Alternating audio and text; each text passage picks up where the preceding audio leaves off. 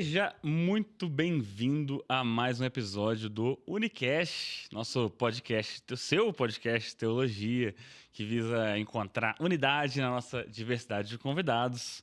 Agora, novamente, com mais uma convidada inédita pela primeira vez. Estou conhecendo hoje pela primeira vez na vida. Não, brincadeira, gente.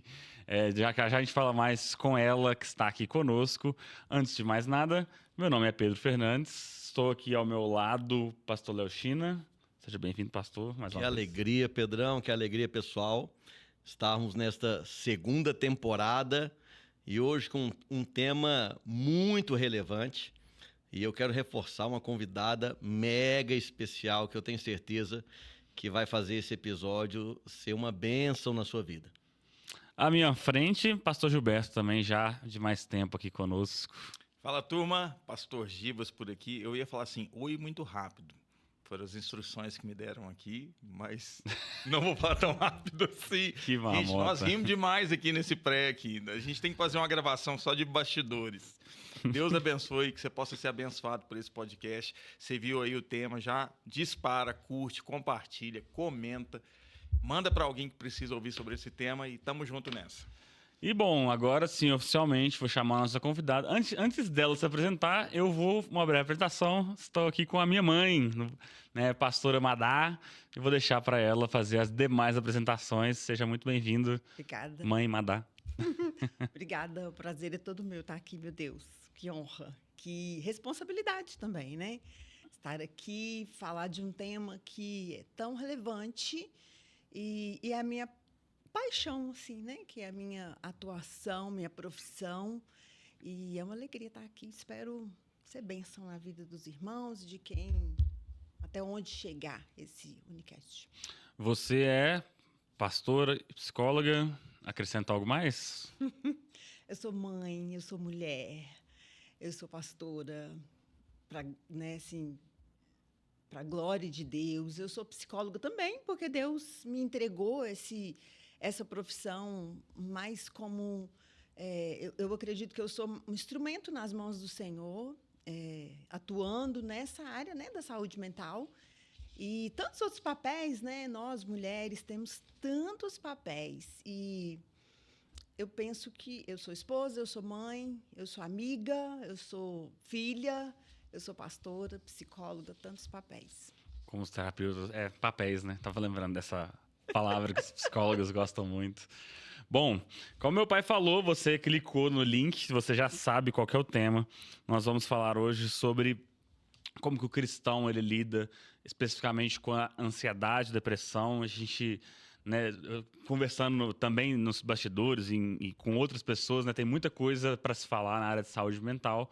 Hoje a gente quer focar, dar esse recorte aí, falando de ansiedade, de depressão. Num momento, né, acho que válido a gente já levantar essa bola muito relevante. A gente está em outubro, mas recém-saídos de um setembro amarelo, né, que é o mês de... Prevenção ao suicídio, valorização à vida. É uma conscientização mesmo, né? Isso. Então, acredito que seja um momento, né, ideal, assim, muito, muito bom da gente falar disso agora. Para a gente começar nossa conversa aqui, nós quatro, queria puxar como uma primeira pergunta, assim, a gente sabe que essa parte de saúde mental, por muitos anos, e é um pouco até hoje, né, mas já foi muito mais um grande tabu, né, no meio cristão. Hoje em dia, uma parte dos cristãos já reconhece isso como menos problemático, mas ainda há, principalmente talvez em algumas denominações e algumas subculturas, muito preconceito. E eu queria que a gente conversasse por que isso acontece. Vou convocar já a nossa convidada para começar essa resposta, mas a pergunta é essa, então. Por que o tema da saúde mental ainda é um grande tabu no meio cristão? Antes de responder essa pergunta, eu quero pontuar aqui o privilégio de estar aqui com o meu filho, com o meu marido e com o meu pastor. Meu Deus, que lugar de honra. Obrigada, Senhor. Muito privilégio mesmo. Vamos lá, né? Por que é um tabu? Na verdade, o cristão ele tende a espiritualizar tudo, né? E na verdade, Tem. Claro que tudo tem a ver com o espiritual, que o mundo espiritual ele é real, é óbvio que sim. Mas existem algumas coisas que são do nosso organismo, né? Aquilo que acontece, transtornos, doenças que tem a ver com a saúde mental, elas são fatores biológicos, químicos e que ultrapassam. É claro que Deus pode curar tudo, qualquer diagnóstico, nós sabemos disso. Mas tem coisas que são da nossa natureza humana, da mente humana. E essa questão de saúde mental, e na verdade, assim, eu tenho o privilégio de tratar muitas pessoas, né? Deus tem me dado o privilégio de cuidar do povo de Deus, né? Muitos crentes me procuram justamente pelo fato de eu ser crente. E eu vejo que ainda existem muitas questões tabus dentro da própria igreja que não reconhece que a pessoa pode adoecer mentalmente, ainda que ela seja um cristão fervoroso, um cristão que ora, que se dedica às práticas espirituais e ainda assim ele pode adoecer. Isso é um fato real. Eu me lembro de uma comparação que eu acho bem legal, né? É aquela ideia de que, assim, quando a gente tá com a dor na perna, a gente vai no médico. Porque, né, que é natural de se tratar a dor na perna, você vai no ortopedista, você vai num clínico, seja como for, né? E aí, quando são questões de saúde mental, né? aí o padrão muda, né? A gente, como a minha mãe falou, tende a espiritualizar. Você sente uma dor de cabeça, Toma um remédio. você toma uma dipirona ou algum outro medicamento. Então, o medicamento para a saúde mental ele é muito... Muito criticado, né? A gente comenta isso lá na nossa comunidade, né? E justamente sobre essa questão, né? E só reforçando o que a Madá colocou, né? O cristão, às vezes, esse preconceito vem de afirmar que talvez fosse falta de fé. Perfeito. Será que não é falta de fé? Aí a gente aplica a mesma pergunta à dor de cabeça, que é algo simples, que é algo comum, né? Quem não tem uma dor de cabeça e não toma um medicamento, né? Mas, então, por que não orar? E claro, não estamos tirando o poder da oração, cremos. Até porque, Eu acredito que devemos orar, inclusive. Estou com dor de cabeça. Ora primeiro. Isso, às vezes a dor de cabeça é curada pela oração. Claro. Às vezes uma questão de saúde mental pode desaparecer por meio da oração. Cremos no poder de Deus. Nenhum nem outro. Mas você ora e a dor de cabeça não vai embora, Você toma medicamento. Você está com um problema, sei lá, qualquer parte do corpo, né, que está te causando dores. Você ora. Deus não respondeu com um sim naquele momento, você vai a um hospital e deve ir. Né? Agora, por que não uma questão, né, da mente, né, das emoções, que você está ali vivenciando algo que é real, você ora, você crê em Deus, mas se pelo menos naquele primeiro momento Deus não respondeu, qual o problema de procurar um profissional que vai cuidar dessa área? Verdade. Na sua vida. Verdade. E é tão interessante que um dos maiores medos, principalmente do cristão, é a dependência, né? Medo de depender dessa medicação. E é interessante que quando, por exemplo, você tem uma diabetes, uma doença de pressão, ninguém tem esse medo, né? Que você vai precisar de insulina, às vezes, Pro resto da vida. E tá tudo bem, porque é uma diabetes. Mas em relação à saúde mental, aí não posso falar que eu tenho depressão, mas eu não sou crente. E aí, até puxando uma pergunta, invertendo aqui do nosso roteiro, né? Vou convocar o pastor Gibas para essa. A gente tem, inclusive, exemplos na Bíblia, né? De situações, obviamente, com o avanço científico é muito recente, né? A gente chamar depressão de depressão é muito recente. Mas há exemplos na Bíblia, né? De personagens que passaram por situações que talvez, se a gente fizer ali, não é loucura, não é nada fora do comum a gente classificar como, no mínimo, um estado depressivo. Se não é uma depressão, era um humor deprimido ali que se manifestou naquele momento. Alguns exemplos acho que nos chamam a atenção historicamente, né? O pastor Léo também levantou aí a questão de ser falta de fé, né? Eu tenho 16, 17 anos de caminhada cristã e eu acho que eu peguei uma fase que ainda era tabu. E agora a coisa realmente virou, principalmente com a pandemia, o pessoal entendeu que o cristão ele adoece mentalmente. E aí, se a gente pensa em falta de fé e pensa em exemplos bíblicos, como que a gente vai encaixar, por exemplo, quando Davi diz no Salmo 42, versículo 5, por que você está abatida, minha alma? Por que você está assim tão perturbada dentro de mim? Põe a sua esperança em Deus, pois ainda o louvarei. Ele é o meu Salvador e o meu Deus. Como que a gente... Será que Davi teve um momento de falta de fé? Né? O exemplo clássico de Elias, que pediu para morrer. Esse é o grande exemplo de nós cristãos. 1 Reis, capítulo 19. Ele pediu para morrer, irmãos. Podemos falar de Jeremias. Jeremias amaldiçoou o dia do nascimento. Jó amaldiçoou o dia que nasceu.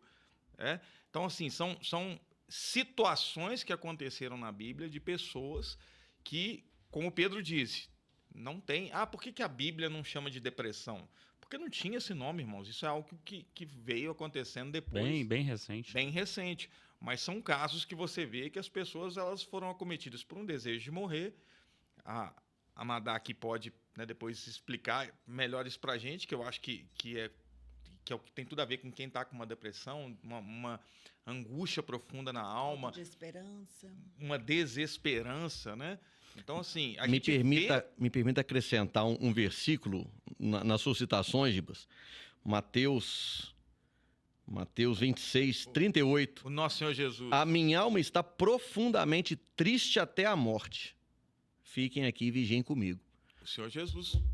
Não estou afirmando que Jesus estava em depressão, não, mas que me crucifiquem, né? Mas foi acometido por uma tristeza profunda. Profunda, triste até a morte. Né? Uma tristeza profunda. Ou seja, para quem diz que é falta de fé, homens de Deus, eles tiveram seus momentos de inquietação, de desejo de sumir, de desaparecer, que é claramente, né, o que Elias demonstra em 1 Reis 19. Muitas com situações de muita pressão, né? Você vê o Elias, ou com dilemas muito grandes na mente. Eu me lembro do exemplo de Jonas também, que estava ali naquela coisa meio tipo assim, mas Nínive não queria que isso tivesse acontecido. Acho que as coisas não se encaixavam na cabeça de Jonas, né? E aí ele vira e fala, não queria nem estar vivo também não. Jeremias, um homem que pregou por 23 anos a mesma mensagem todos os dias, ele também... eu não vou continuar pregando, a minha pregação não tem sucesso, e aí, né, essa coisa do dilema, essa confusão, dúvida. esse dilema, e a pessoa parte por um processo que hoje chamamos de depressão. Creio que seria por aí. E aí, para a gente continuar avançando... Ou seja, pessoas de fé sofrem. E aí, voltando, né, no caso de Elias, né? Voltando no caso de Elias. A gente vê um Elias pedindo para morrer em 1 Reis 19 e a gente vê um Elias cheio de fé em 1 Reis 18. Derrotando profeta, fazendo chover quando tinha 3... Irmãos, imagina 3 anos sem chover. Debaixo do que a fé de Elias disse. Vai ficar 3 anos sem chover. Nós ficamos 6 meses ano passado aqui em Belo Horizonte, quase enlouquecemos.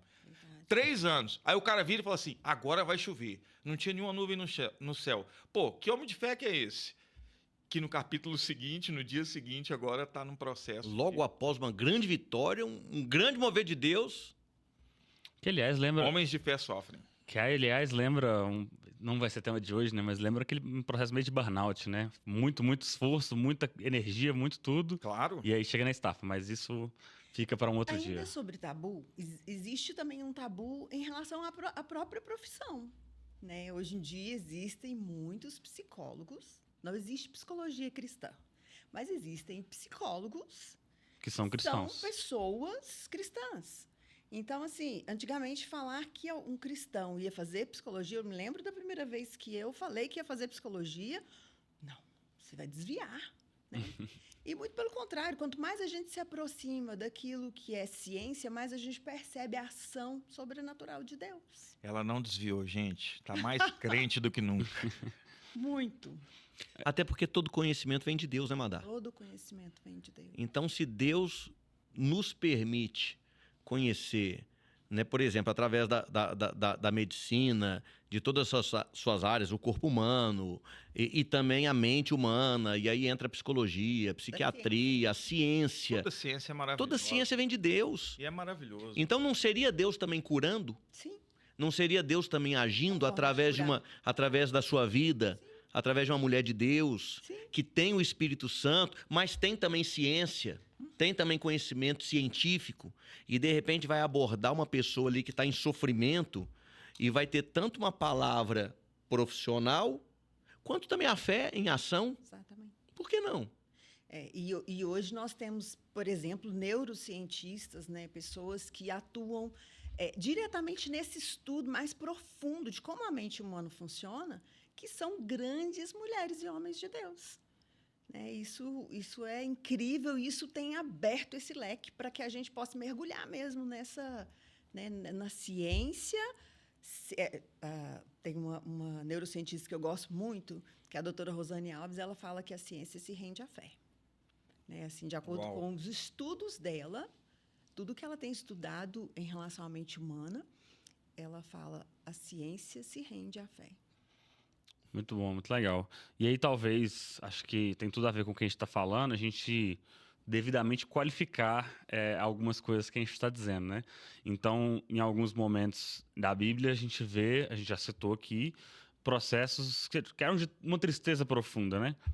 Que não necessariamente pode ser chamado de depressão. Em alguns casos, mais perto da depressão, em momentos, talvez o pedir a morte já é um sinal mais delicado. Talvez o processo demorado, né? Aquela coisa que não foi pontual, foi longa. Mas o que eu queria perguntar para a nossa convidada aqui, de maneira mais direta, é como é que a gente faz essas diferenciações. Eu quero falar de ansiedade também, mas começando pela depressão, que a gente já está falando um pouco nisso, né? Para a pessoa que está nos ouvindo, que é leiga, que não entende ainda, assim, até os próprios sentimentos a gente não compreende, né? Qual que é a diferença, a pergunta é essa, entre uma tristeza para um humor deprimido para, efetivamente, um diagnóstico de depressão que é complexo, eu sei, mas as características desse diagnóstico. Sim.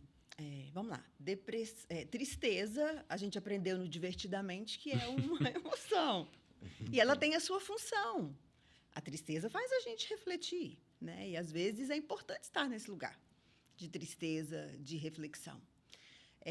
Agora, para isso se tornar patológico, isso vai depender da intensidade, do tempo, e até do que...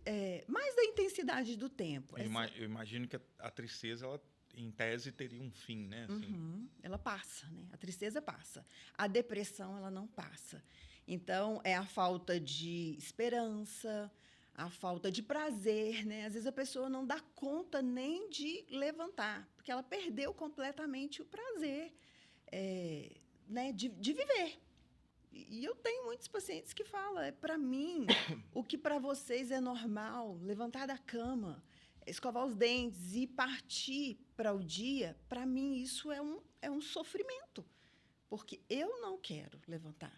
Então, essa falta de prazer, essa tristeza profunda e duradoura, ela tem que ser analisada com mais cuidado, né?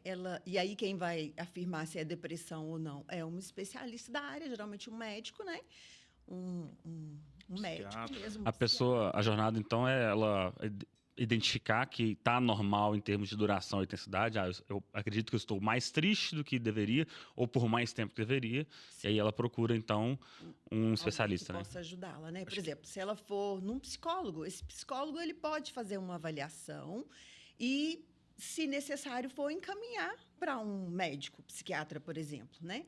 Mas o importante é buscar ajuda. O importante é... Ou pode ter vice-versa, né? A pessoa vai ao psiquiatra e o psiquiatra vai dizer, vai com psicoterapia. Geralmente, quando vai para o psiquiatra e existe a patologia, existe algo que a gente chama de tratamento combinado, que é a medicação, a mudança de hábitos, né? E a terapia, porque a terapia ela vai fazer você entrar em contato com todas essas emoções, com tudo aquilo que te adoeceu. E dentro disso de mudança de hábitos, uma coisa muito legal é que, por exemplo, né, nos tempos bíblicos você tinha... Eu vejo que hoje um grande remédio para depressão, para tristeza é a atividade física, né?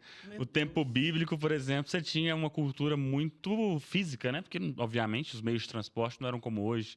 E aí, naturalmente, você já até nos ajuda a explicar um pouco, né? Por que talvez a gente também vive numa era em que isso se agrava muito, né? Sim. Então, é necessário todo esse contexto de mudança, né? Para a pessoa que vai até o eu acho que você podia até falar mais para a gente dessas mudanças de hábitos, né? Porque tem gente que acha que depressão só se trata com remédio, com medicação. Né? O que é isso? A medicação, ela vai resolver, mas ela vai te manter. A mudança de hábito, ela vai talvez, se for o caso, até tirar da medicação, que é atividade física, alimentação, dar boas risadas. Olha isso. Vem para Somos Um. Sim, especialista nessa área aí. Uma boa noite de sono. Sono. Então, assim, coisas que são... É claro que para quem está em sofrimento e diante de uma depressão mesmo patológica, isso se torna um esforço muito grande, mas essa mudança de hábito... Relacionamento também, Mada? Relacionamento. Existe um estudo que fala que você tem que ter pelo menos 5 amigos que sejam daqueles que te levantam, que fazem você rir, né? O abraço também tem a sua função, né? A liberação do neurotransmissor da ocitocina, que é do bem-estar, do amor, né? Ocitocina. Das risadas é a endorfina, serotonina, que é a sensação de bem-estar. Então, a gente São percebe neurotransmissores que nos dão uma sensação de bem-estar, é isso? Automaticamente, o nosso organismo mesmo, ele produz isso tudo. Só que, por diversas questões, e são diversas mesmo, que não cabe aqui nem falar quais são, às vezes o nosso organismo ele para de produzir. Então, a gente pode ajudá-los a produzir esses neurotransmissores, mudando o nosso hábito de vida para um hábito de vida mais consciente, intencional e saudável. E é claro que, a princípio, talvez o remédio mesmo seja o caminho principal, mas o remédio ele vai te trazer o alívio, só que ele vai ataca te deixar... o sintoma, né? E não ataca a causa. Exatamente. E aí... Então, você está falando, por exemplo, de mudança de hábito. Eu estou pensando aqui, né? E associando ao que o Pedro falou, que nos tempos bíblicos, né, as pessoas andavam naturalmente, porque precisavam... Era o meio de transporte, eram as próprias pernas, né? A noite de sono era melhor também, né? Que não tinha tanta luz artificial. Exatamente. Todo mundo dormia, Então, ou né, seja, noite. tem esse estado depressivo que a gente vê, ansiedade, o mal do século, tem tudo a ver com a nossa forma de viver, com os nossos hábitos. Isso, com certeza. Então, por exemplo, se a gente colocar aí né, a população, de modo geral, está mais sedentária, está viciada em tela, acaba ficando mais isolada, tem menos relacionamento, está mais dentro de casa. Sim. Às vezes até o trabalho, o home office, né? A pessoa, nem aquele contato dentro de um escritório. Eu me lembro que eu trabalhei uma época num banco e quando a gente ia para a agência, era muito legal, porque era uma turma e a turma se conhecia e tinha um amigo meu carioca, o Ernesto, se estiver assistindo, Ernesto, um abraço. E a turma daqui mas era muito engraçado e a gente ria e a gente trabalhava também externamente, mas a gente ficava pensando assim, a sexta-feira era o dia do pastel. Trabalhávamos no centro da cidade e nós instituímos o pastel frito com Coca-Cola. Então, quando ia dando ali 30 minutos antes do expediente encerrar, a chefe liberava, só 2 descem. Aí 2 desciam, voltava com sacolada de pastel. E a gente comia, e a gente ria. Isso faz bem. Aí a gente vem de uma pandemia em que todo mundo foi para dentro de casa. Que adoeceu a todos nós. E quase não voltou, porque agora descobriram o home office, algumas empresas acabaram optando por, né, por entregar os seus escritórios e manter os seus funcionários em casa. Ou seja, tudo isso contribui, então. Tudo isso contribui. Além da pressão do dia a dia. Exatamente. É importante dizer que todos esses transtornos, né, eles são de causa multifatorial. Então, não existe uma causa única, né? Tem questões genéticas, né? Por exemplo, se eu sou filho de pai e mãe ansioso, provavelmente eu serei ansiosa também. Então, é multifatorial. Não tem como falar que é por causa disso ou daquilo. Agora, que a nossa forma de viver... Nosso lifestyle, estilo de vida. Nosso estilo de vida influencia diretamente na nossa saúde mental. Isso já é muito, muito, muito real. Tem até um termo, né? Eu estou tentando lembrar o nome do termo, né? Que vai falar como que os nossos hábitos, eles moldam, possivelmente eles conseguem curar doenças. Não apenas mentalmente falando, né? Mas o hábito como aquilo que molda o nosso organismo, nosso sistema imunológico, de certa maneira, né? Cada vez mais pesquisas sendo feitas nesse sentido. Agora, olha que interessante o que a Madá falou. E claro, né? Tirando esses casos, né, em que realmente é necessário uma intervenção maior de medicamento, voltando para as questões básicas, né? O que você falou? Você falou de simples. Você falou de se exercitar, você falou de comer bem, de se alimentar, de dormir, de mudança de hábitos. Como que Deus trabalhou com Elias? 1 Reis, capítulo 19. Olha só. Eita, teologia. Elias, né? O podcast é teológico, gente. A gente vem sempre para a Bíblia, né? Como que Deus trabalhou com Elias? Elias reclamou, eu quero morrer. E aí Deus vem e fala assim: Vai fazer um lanche. Come E dorme. eu tô sendo tratado. Come, bebe e dorme. Eu tô pedindo, ô Deus, me trata. Às vezes, tudo Tô que você precisando de tempo pra comer e dormir. Tudo que você precisa na sua vida, às vezes, de um lanche. Depois você confere lá, 1 Reis... De um bom lanche, tá? 1 Reis, saudável. 1 Reis 19:5. Toma da mãe aí, a mãe já dando recado aqui. 1 Reis 19:5. Então Elias se deitou debaixo do pé de Jesse e dormiu. Enquanto dormia, um anjo tocou e disse: levante-se e coma. Elias olhou em redor, viu perto de sua cabeça um pão assado sobre pedras quentes e um jarro de água. Ele comeu, bebeu e se deitou novamente. Uau. O descanso, né? Ele entra nessa... Já tem muito tempo que eu tenho militado nessa área. Se você já ouviu, talvez você já me ouviu pregando, falando sobre isso. Como a gente dorme tarde. Como a gente dorme pouco. Né? Como a gente está sempre vendo um Rios a mais, uma série da Netflix ou de outro streaming a mais. Que o ideal era você não estar com contato com tela nenhuma antes de dormir, né? Você vê até o último segundo, você fecha deitado. o olho olhando pra tela. Deitado, você desliga e põe... Isso quando o celular você não dorme depois que ele caiu na sua cara, né? Que você tava mexendo nele, aí... Isso não aconteceu comigo. Mas eu sei que essa experiência não é única, eu sei que eu não sou o único. Mas então, é isso. Então, assim, lá atrás, a primeira receita para Elias é, cara, come, dorme e descansa.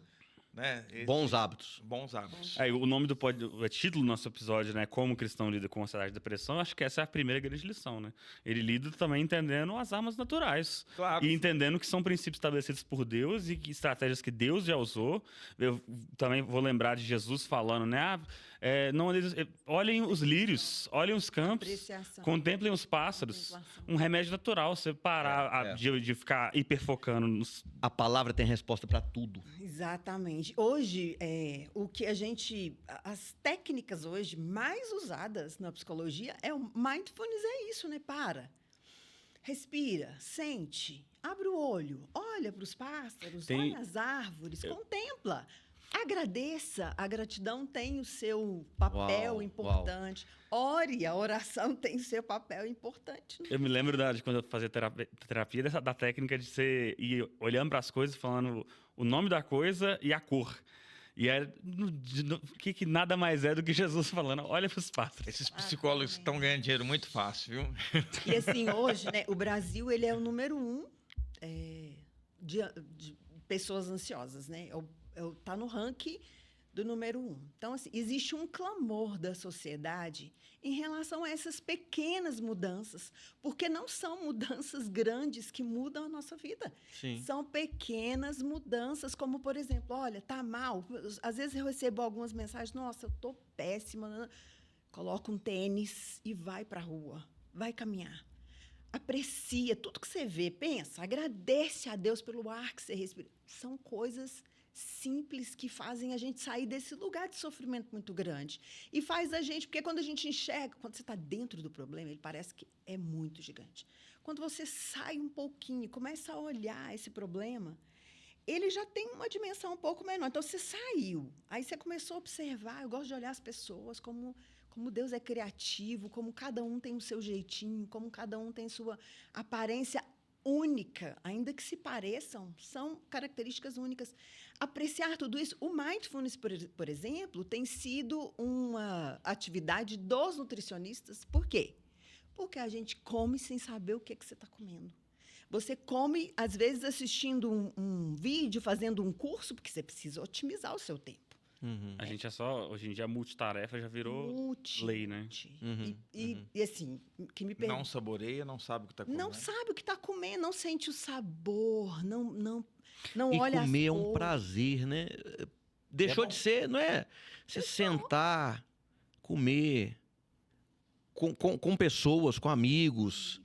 Né? É tão gostoso, é tão prazeroso. Saudável, hein, pastor? Comida saudável. É tão prazeroso, é tão gostoso. Muitas cores, comida saudável. Assim, Agora, olha tem que legal, né? A muitas gente está falando da palavra de Deus, né? E o texto, a sequência do texto é exatamente sobre ansiedade. Não andeis ansiosos.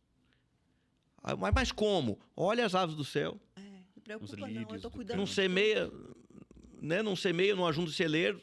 Mas Deus está cuidando. Olha os lírios do campo. Olha que legal, né? Você olha para a natureza. Olha para a criação de Deus. Contemplação. Contemplação. Veja o que Deus está fazendo. Eu já compartilhei em algum dos primeiros episódios aí, do dia que eu vi um livro na prateleira, na internet, né? O livro chama, né? Reset, Vivendo no Ritmo da Graça em uma Cultura Estressada. Falei, uau, é isso que eu estou precisando. E comprei o livro, né? Um pastor, e falei assim, agora aqui vai ter uma receita mirabolante Poderosa. para eu poder viver nesse ritmo. É isso que eu quero. Irmãos, você não quer viver no ritmo da graça, no meio da cultura estressada? É o livro. E comprei o livro. E aí, basicamente, o livro falava assim, come, dorme, faz exercício, cuida da sua saúde. Eu falei, caramba. Ou seja, não tem também receita mágica, Não né? existe. Claro, em casos que precisam de alguma intervenção maior, mas, de um modo geral, uma boa mudança de hábitos já vai nos livrar de muitas dores. E mesmo o processo psicoterápico ou psiquiátrico, seja, ele também é processual, né? Ele não é baseado em Totalmente. fazer um mês de terapia e sair transformado. Não, é fazer, às vezes, muito mais tempo pensando, não porque querem te prender ali, mas porque é processual, né? Eu gosto de uma frase que diz que a gente superestima o que a gente pode fazer em um dia e subestima o que a gente pode fazer em um ano. E aí a gente quer reservar um dia da vida para resolver um ano inteiro, sendo que a gente poderia ser constante. Quantas pessoas pequenas coisas, né? a gente recebe e a pessoa fala pra gente, você acha que eu preciso de quantas sessões? Tipo Já assim, quer um resultado rápido, né? Olha, Por acredito favor, que eu tenho. 68. Agora, a gente estava assim- falando de pequenas coisas. Desculpa, Amada, te cortei. Fica à vontade, pastor. A gente estava falando de pequenas coisas, né? Aí eu lembrei de um texto aqui, né? Do Provérbios 17, 22. O coração alegre é bom remédio, mas o espírito abatido faz secar os ossos. Ou seja, né? O espírito abatido, ele acaba gerando até outras enfermidades, Sim. né? A depressão acaba levando a outros males, né? Agora, olha, um espírito alegre, um coração alegre é remédio, é bom remédio. A gente estava falando, né, sobre boas risadas, sobre sentar, sair de casa, ter bons relacionamentos. A pessoa melhora. Verdade. Às vezes só de se alegrar ali já é um remédio. Sim. Ô Madá, agora, pelo que a gente lê, você falou primeiro lugar de depressão? Sim. Acho que na ansiedade também estamos ali entre os 5. Não, em primeiro lugar, Em ansiedade. Primeiro lugar em É. ansiedade. E Mas- depressão também a gente está nas cabeças, né? Acho que no quinto, né? Acho que é isso. E pelo que eu já li, você pode confirmar, a previsão para os próximos anos é de que isso aumente. Claro. E como que a gente encara isso aí? É um trabalho de conscientização mesmo, Total. E a gente precisa... de mudança de hábitos, né? Eu acredito, assim, que a palavra é intencionalidade, mesmo. Então, eu tenho que ser intencional em tudo que eu faço, né? Eu vou comer, por exemplo, né? Igual, domingo nós saímos com os jovens depois do culto. Eu vou chegar lá e não vou comer nada? Vai ficar estranho. Mas o que eu posso comer que seja o mais próximo do saudável, já que o meu? Um X Que a minha intenção... Não, eu não E se estava com jovens, provavelmente num lugar que não tinha comida saudável. Sim. Tava todo mundo comendo macarrão. Me desculpem, mas o macarrão eu não encarei. Eu pedi um omelete com frango. Ela é E eu acho que ela Qual foi low carb? a única pessoa da mesa que pediu um omelete. E era só macarrão e x-tudo, macarrão e x-tudo, macarrão e x-tudo. E um omelete. Gente, Que ela não serve de exemplo. base. Ela vai no rodízio e pede salada. Não serve de base. Um exemplo. Você é um exemplo para nós. Ah, obrigada. Mas, enfim, você estava falando da intencionalidade. A intencionalidade. Se eu, por exemplo, para mim estar aqui hoje é um desafio, né? Assim, eu era uma pessoa extremamente travada, extremamente tímida. E esse enfrentamento é uma intencionalidade, né? Se eu quero tudo que Deus tem para mim, né? E às vezes Deus tem muito mais do que aquilo que eu... Aliás, eu sei que Deus tem muito mais do que eu imaginei. Porque, na verdade, na minha vida, na minha história, o Senhor me levou muito mais além do que um dia eu podia imaginar. Então, estar aqui hoje foi preciso intencionalidade nos meus passos. E nossa saúde mental, né? Se eu estou percebendo, por exemplo, eu passei por um quadro de depressão muito forte, eu passei por um quadro de ansiedade muito forte e ainda faço parte dessa porcentagem aí que precisa da medicação luta com a ansiedade, ainda, né? que ainda estou dentro desse transtorno, né? Transtorno de ansiedade generalizada, esse é a minha patologia. E, na verdade, assim, se eu quero sair desse lugar, né? Se eu quero emagrecer, por exemplo, eu não vou lá e escolho comidas mais saudáveis, como menos, de uma maneira intencional. Se eu quero, e apesar dessa alimentação também faz parte, né? Mas se eu vivo num quadro de ansiedade patológica ou de depressão e eu quero sair desse lugar, eu tenho que tirar forças e agir com intencionalidade. Se eu não consigo, tem uma paciente que não consegue caminhar e eu falo para ela: arruma alguém chato que pegue na sua mão e fala: nós vamos sair dessa cama. E nós vamos caminhar. E você vai começar a ver a mudança nisso, porque é químico, né? Isso, quando você caminha, você produz lá ajuda nessa produção de neurotransmissores que trazem esse bem-estar. Então, você começa a perceber com o tempo que aquilo ali muda o seu estado. E aí, você começa a agir com intencionalidade. Vi que estou dentro de um quadro de ansiedade, né, um estresse muito grande, uma ansiedade muito grande. O que eu posso fazer? Eu paro, eu pratico mindfulness, tudo intencionalmente. Né? Eu quero uma vida mais saudável. Então, existem passos, existem né, questões que eu posso realmente praticar e que vai me ajudar a sair desse lugar. Aliás, deixa eu aproveitar o gancho, a gente acabou emendando os assuntos aqui, né? A gente começou falando sobre a diferença entre tristeza e depressão. A gente mal entrou, mas a gente acabou pincelando aqui, né? Nas diferenças também entre a ansiedade comum, que a ansiedade é algo que todo mundo tem, né? Você comentou, né, que estava ansiosa talvez antes de vir aqui ao podcast gravar. Essa é a boa ansiedade. Isso, e tem a ansiedade patológica, né? Vou aproveitar esse gancho para a gente não terminar o nosso episódio sem qualificar tudo. A diferença está na mesma lógica daquela da depressão, e intensidade e duração? E como prejuízo, que a gente... né? Eu esqueci de falar dessa parte do prejuízo. É do quanto isso está te prejudicando.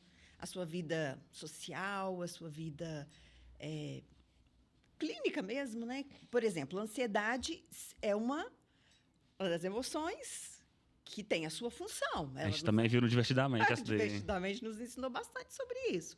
E quando eu vou atender os meus adolescentes, por exemplo, eu trago Divertidamente para a gente estudar. Porque a ansiedade, a gente precisa ter ansiedade para... Até um certo nível, né? Exatamente, para fazer acontecer. De maneira saudável. De maneira saudável. Mas a partir do momento que aquela ansiedade está te gerando prejuízo, como, por exemplo, preocupação excessiva. A minha ansiedade, o meu quadro de ansiedade, né? Se eu posso chamar de meu? Eu não quero. Mas, sim, a minha... Esse momento que você ainda está... Eu ainda estou vivendo... é exatamente quando eu começo a me preocupar demais. Por exemplo, a minha história é que eu vivi muitos momentos desafiadores na minha vida e o nosso organismo não está preparado para viver situações de estresse muito grande. Cortisol. Exatamente. Nosso organismo não aguenta. E o que aconteceu comigo foi exatamente isso. O meu organismo, chegou uma hora que o meu corpo falou, não, você vai ter que dar um stop. E o pico disso foi onde? Na pandemia. Porque veio todo mundo para dentro de casa e eu estava encerrando os meus estudos e tinha que dar conta. Aliás, deixa eu emendar uma coisa na outra aqui, posso? Claro. À vontade. Nós, mulheres, né, eu sei que eu estou numa mesa aqui de homens, mas de homens cheios do Espírito Santo de Deus e vão entender o que eu estou falando. Nós, mulheres, com esse excesso de papéis e de cobranças de uma sociedade que a mulher ela tem que ser bonita, ela tem que estar bem vestida, ela tem que ser uma boa mãe, tem que falar baixinho com os filhos e abaixar e falar. Ela tem que ser uma boa profissional, ela tem que estar no top, ela tem que gravar vídeo porque o Instagram dela não está tendo assim. Isso, esse monte de papéis, essa cobrança externa, isso é terrível, né? Tem até um videozinho da Ingrid Guimarães que ela vai falar assim que a nossa geração, a minha geração, é uma geração que a gente quis fazer o contrário das nossas mães. Tipo assim, não, eu vou partir, né? Aí eu quero tudo, eu tenho muitos pratos aqui, mas eu dou conta, tá? Eu dou conta, eu equilibro todos eles e vai dar certo, vai dar certo. Que aí ela diz, e eu às vezes me vejo assim, nesse lugar de tipo assim, não, eu não preciso dar conta de tudo. Eu não tenho que ser a melhor profissional. Basta que eu seja aquela que o Senhor espera que eu seja bênção na vida das pessoas. Eu não preciso, por exemplo, ter a melhor das pregações. Hoje, por exemplo, eu estava lembrando de quando eu ia pregar, pastor, na igreja, e quando eu errava alguma coisa ou falava alguma coisa de uma maneira... Você se torturava, né? Eu me torturava. Mas não posso. Como que eu pude falar uma coisa dessa? As pessoas podem pensar o excesso de preocupação, daquele jeito. Hoje, quando eu desço quando eu subo com toda a reverência, sabendo que ali eu sou um instrumento nas mãos do Senhor, mas eu entendo que quando eu erro algum termo, alguma colocação, Todo mundo eu erra. desço e penso, todo mundo erra. Eu errei, todo mundo erra. Ainda mais ali, né? Sob pressão. Sob absoluta pressão, principalmente para os fleumáticos e tímidos e que enfrentam essa preocupação excessiva, estar ali é um desafio. Vou mandar, desculpa, Pedro, mas deixa eu só pontuar algo que está... eu queria que você comentasse, mas eu vou falar de você. Que eu acho isso muito legal. Primeiro ponto que você falou mais cedo sobre essa questão do pedir ajuda. E que talvez por causa do tabu, Sim. as pessoas têm medo de pedir ajuda. Que é uma maneira como o cristão lida com... Só puxando sempre no nosso tema, né? Como lidar com a ansiedade e depressão, né? Pedindo ajuda. Perfeito, pedindo ajuda.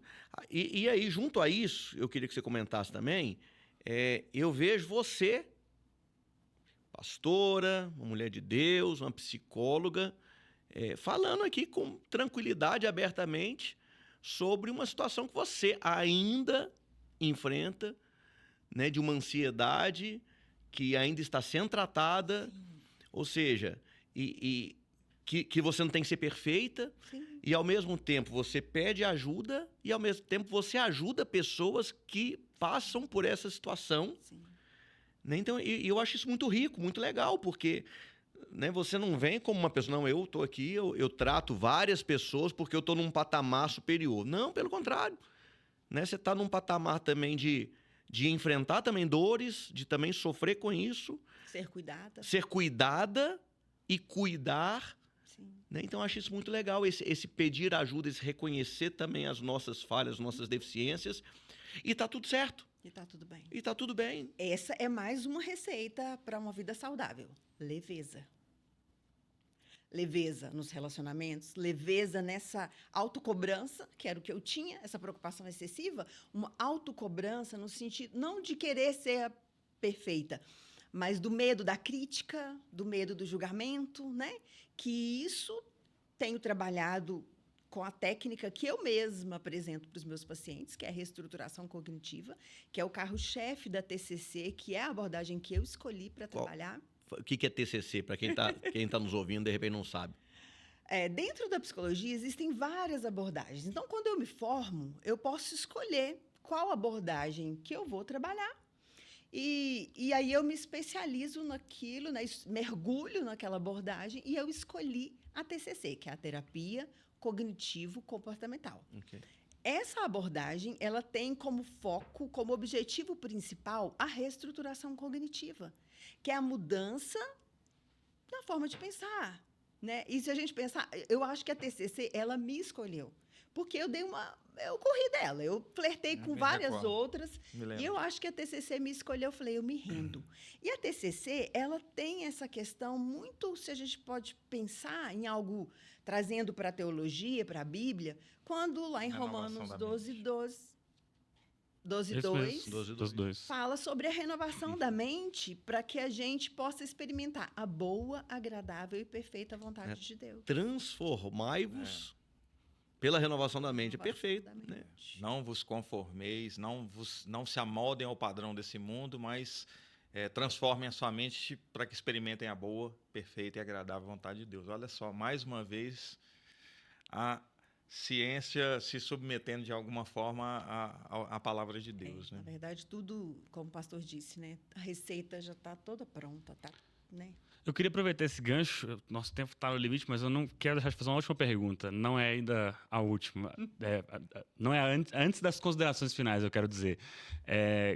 Qual que é o papel, para a gente finalizar bem crente, assim, qual que é o papel da Bíblia, da oração e da comunidade no cristão que está enfrentando ansiedade, depressão? Qual que é o papel dos que a gente chama de hábitos espirituais? E eu também coloquei a comunidade aí, né? Que não querendo ou não, é um hábito espiritual, né? Você frequentar os cultos, estar nas células, etc. Como que a gente pode quantificar o papel de cada uma dessas coisas? Essa pergunta é muito, ela é ampla, né? Assim, por exemplo, qual que é o papel? Se eu estou, por exemplo, se eu ocupo o lugar de sofrimento, é preciso que eu peça ajuda, né? É preciso até que eu saiba para quem procurar ajuda, né, pastor? Porque, de repente, é preciso que falemos mais sobre isso, para que isso cada vez mais não seja esse tabu. Para que haja compreensão mútua, né? Para que haja compreensão, empatia, que é a palavra, né, que a gente gosta tanto de dizer, que é eu me colocar no lugar do outro. Eu sei que isso é difícil, mas eu posso, então, pegar compaixão, que é algo que é espiritual. Eu vou me compadecer, então, da dor desse outro. Embora eu talvez nunca tenha passado por esse caminho, mas eu posso me compadecer dessa dor.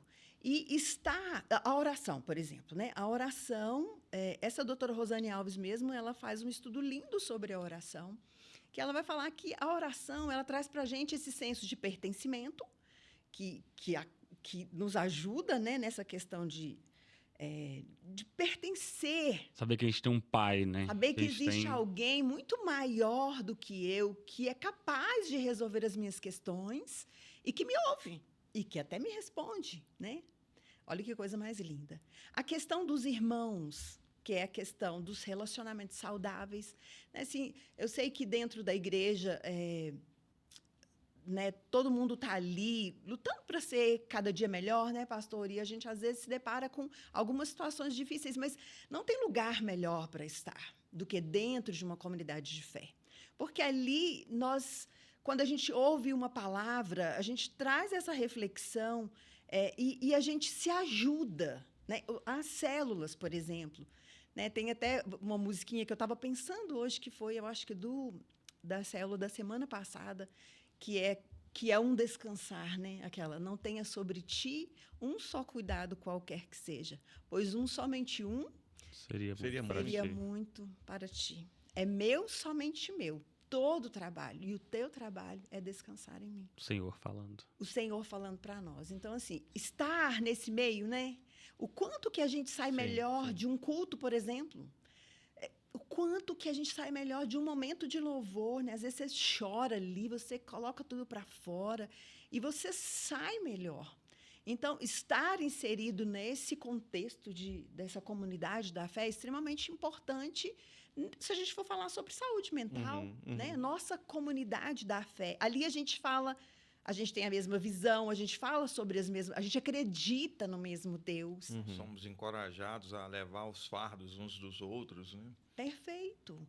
É legal que a Bíblia fala tudo, né?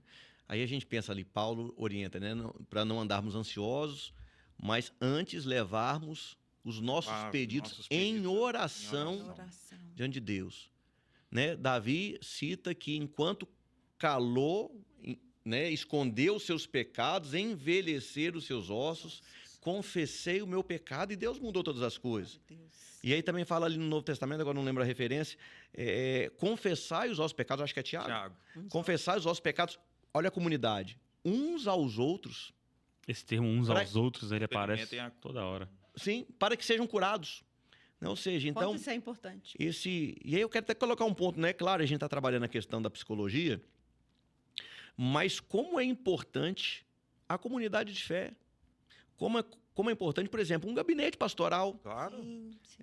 Eu vejo que hoje reduziu muito. As pessoas, às vezes, procuram O psicólogo primeiro psicólogo, Sim. com todo o respeito que eu tenho, você sabe disso, Madá. Claro, pastor. Mas talvez um gabinete pastoral, uma oração, um confessar pecados, uma célula, abrir um coração.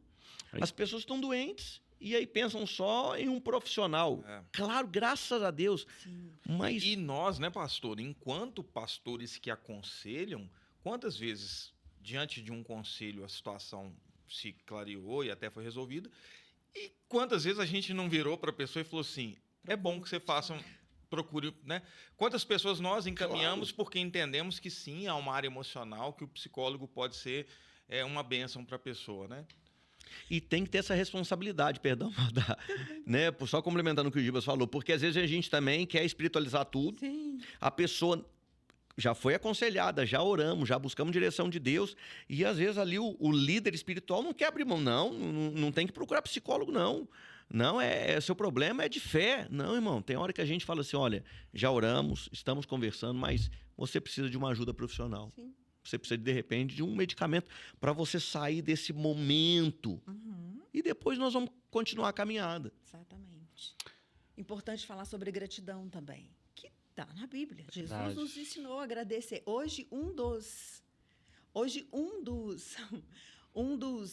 exercícios também que eu muito indico, né, faz parte, é o exercício da gratidão. Então, se você encontra pela manhã, pelo menos, eu não sei se são 3 ou 5, eu gosto de dizer 5, mas existem estudos comprovando isso. 5 motivos. Vamos pensar no número 5. 5 motivos para agradecer e o porquê dessa gratidão. Por quê? A gratidão ela pode ser uma forma de agradecer mesmo, como um ritual. E super válido. Mas se você agradece e diz o motivo dessa gratidão, isso gera sentimento. Isso gera aquele profundo sentimento de gratidão mesmo, e você tem emoções melhores naquele dia. É uma das receitas. É mindfulness, é gratidão, é oração, são essas práticas espirituais. Mudança de mente, palavra. Gratidão. Gratidão é bom, é legal lembrar que Paulo começa, acho que quase todas as cartas, né? Agradeço a Deus, e aí põe uns 2, 3 motivos por quê, ali. né? Pois é, aí você falou, como é que é isso então da gratidão? Só para ver se ficou claro. Agradeço a Deus pela minha família. Eu agradeço, Por quê? eu agradeço a Deus pela minha saúde, por exemplo. Ok, agradecer a Deus pela saúde, se você está saudável, tem que agradecer mesmo. E por que você está agradecendo pela sua saúde? Aí você continua. Eu agradeço pela minha saúde porque eu sei que, nesse momento, existem muitas pessoas que estão presas numa cama de hospital, estão presas em aparelhos, e tudo o que elas queriam é ter essa liberdade que eu tenho, de poder levantar, sair, resolver as questões, trabalhar, cuidar dos meus filhos. Olha o tanto que já gerou. Como que a gente vai sentindo algo prazeroso mesmo? Então, a gratidão é um exercício prazeroso. E, na Bíblia... Em tudo dai graças. Né? Jesus, tudo que ele fazia, ele agradecia primeiro, né? Sensacional. A gente poderia... Eu acho que tinha que ter um segundo episódio sobre esse tema, hein? Fica a dica aí. E só Comenta aí se você é a favor de ter um novo episódio. Nem conversamos sobre burnout. Eu ia perguntar se... Eu citei, Eu tô deixei... segurando aqui, mas enfim. É importante citar também que a Organização Mundial de Saúde, ela fala que ser saudável não é apenas ausência de doença, mas sim um bem-estar completo. Então, quer dizer, eu preciso olhar para todas as áreas da minha vida, e é claro que ela não vai colocar lá a área espiritual, mas a gente que vive essa parte da nossa vida de uma forma intensa, ela está no nosso combo. Então, se a gente está, né, olhando, cuidando intencionalmente de todas as áreas da nossa vida, aí sim a gente pode dizer que a gente é saudável. Então, saúde não é ausência de doença, mas é um bem-estar completo. Físico, né? Todas as áreas da nossa vida. Bom, se você gosta de anotar, esse episódio te deu uma lista de maneiras como o cristão pode enfrentar Ansiedade e depressão, como o pastor falou, né? São talvez as dos transtornos de saúde mental mais comuns hoje.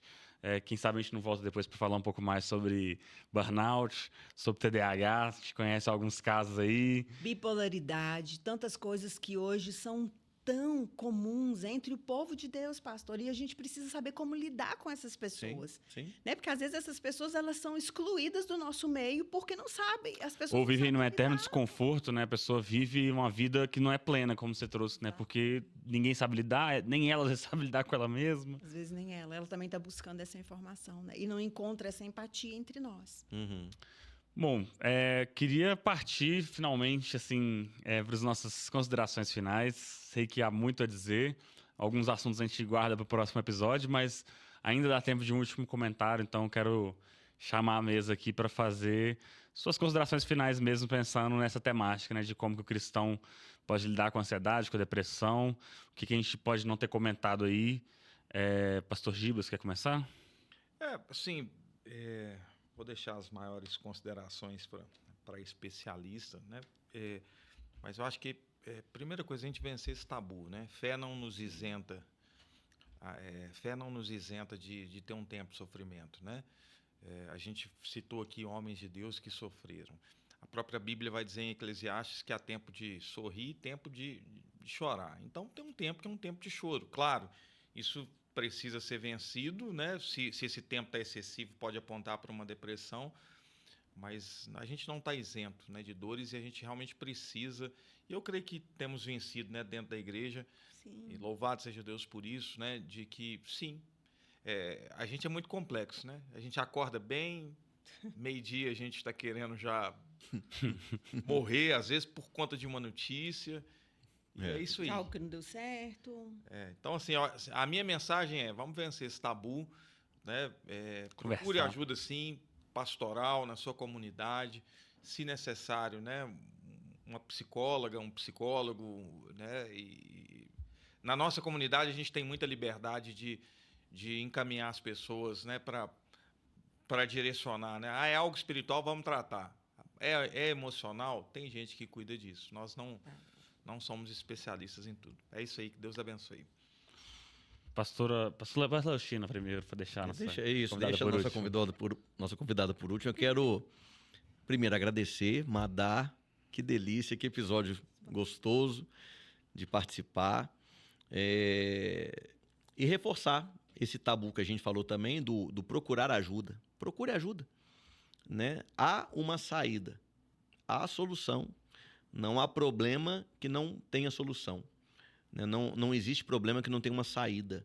Sim. Principalmente em Cristo, principalmente em Deus. Amém. Há saída em Deus, né? Então, por mais difícil que esteja e por mais desesperador, né? Por mais que você não enxergue uma solução, e claro, tem situações que a gente não enxerga a solução, Perfeito. mas Deus enxerga.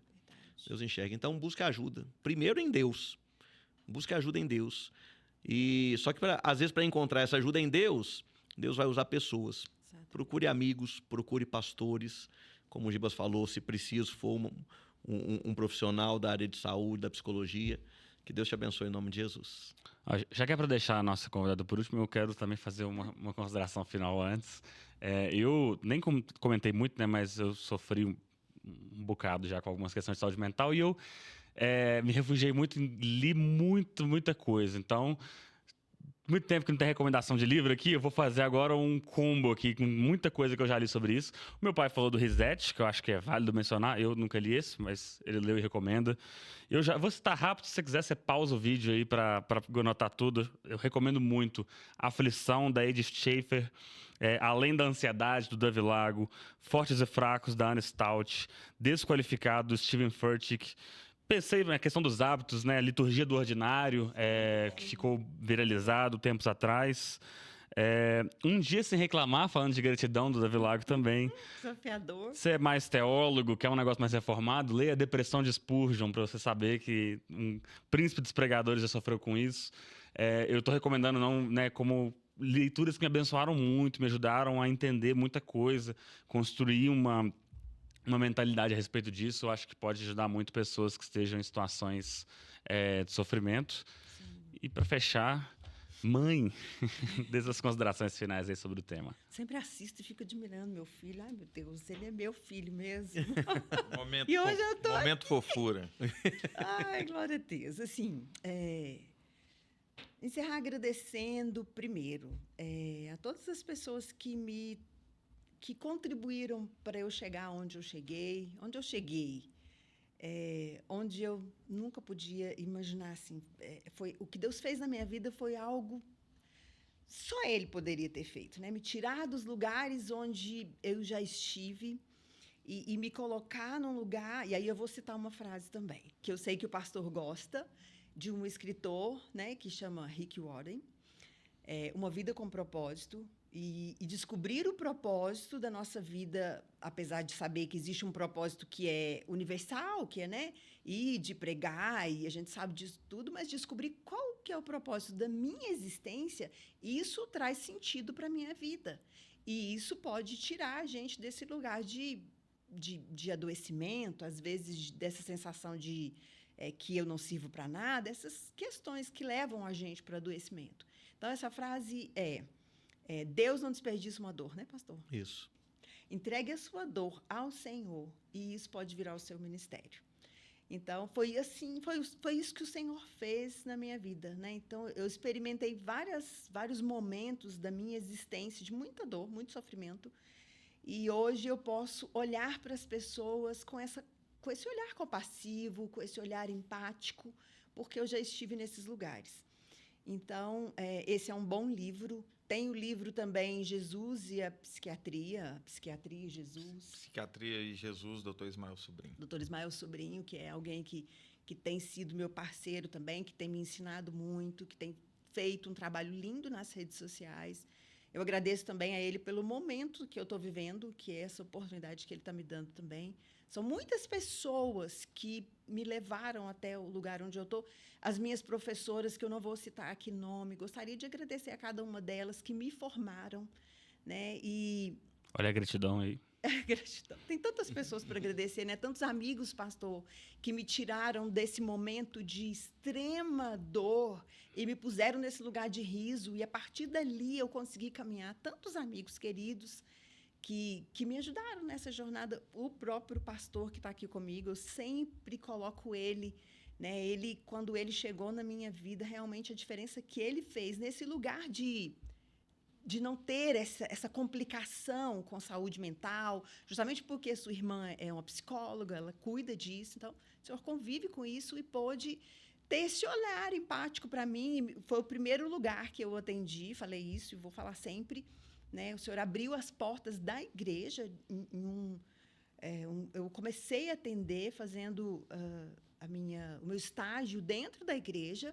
E dali para frente, né, eu fui, então, assim, gratidão eterna. Numa salinha apertada, sem ar-condicionado, que era um caos, depois nós colocamos. Colocamos uma área, maravilhoso. Mas foi ali, né, que tudo começou. Ali eu comecei a cuidar das pessoas mesmo, de uma maneira profissional. Foi. E hoje tenho o meu consultório, trabalho também na clínica do Dr. Ismael. Então, assim, pessoas extremamente importantes. Minha família, claro, não posso deixar de citar o quanto foram importantes nessa jornada minha. Minha família também, meus irmãos, meus pais, né? Minha família mesmo. Então, assim, gratidão a todos. E um conselho, peça ajuda.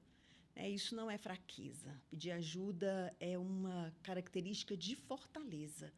Então, se você está vivendo um momento desafiador da sua vida, peça ajuda, né? Outra, leve a vida com mais leveza, não se cobre tanto.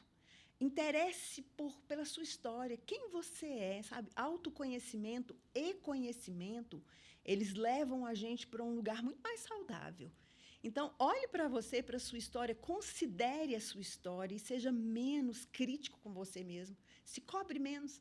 Pega leve, né? Ria mais. Tem um livro desse também. Ria, mas pega leve. Ria mais, ria de si mesmo. Ria de si mesmo, o sorriso, né? O estar num ambiente de sorrisos, de piadas. Dentro do que você falou, você é mais importante do que você faz.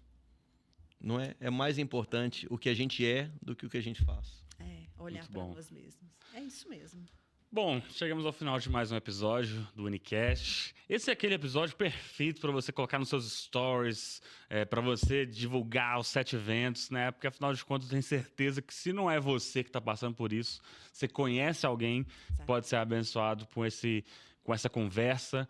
Então, manda para todo mundo, compartilha, deixa seu like aqui, como sempre, seja no Spotify, seja no YouTube, comente. Peça aí a parte 2 se você gostou. E nós nos vemos então em breve no próximo episódio. Até mais.